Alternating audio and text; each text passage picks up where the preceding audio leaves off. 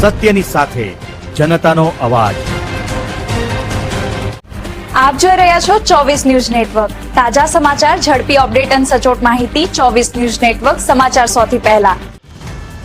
આપ જોઈ રહ્યા છો 24 ન્યૂઝ નેટવર્ક। સોનગઢ દેવજીપુરા બટ્ટીપાડા વચ્ચે આવેલા સ્કૂલ હોસ્ટેલ સાથે સોસાયટી નજીક જ ઈંટના ભટ્ટાને લઈને ઉઠ્યા સવાલો।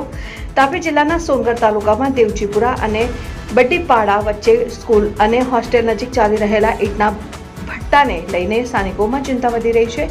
વિદ્યાર્થીઓના આરોગ્ય અને પર્યાવરણ પર થતી અસરને લઈને ગ્રામજનો અનેક સવાલો ઉઠાવી રહ્યા છે।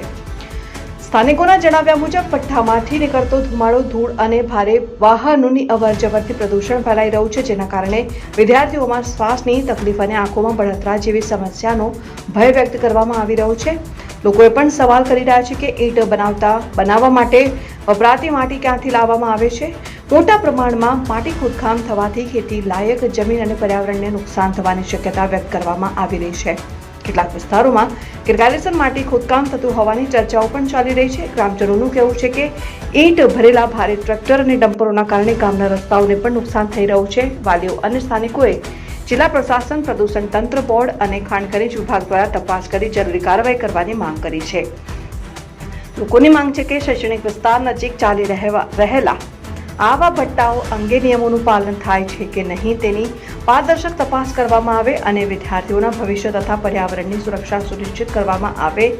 રિપોર્ટર હાર્દિક જોશી, સોનગઢ।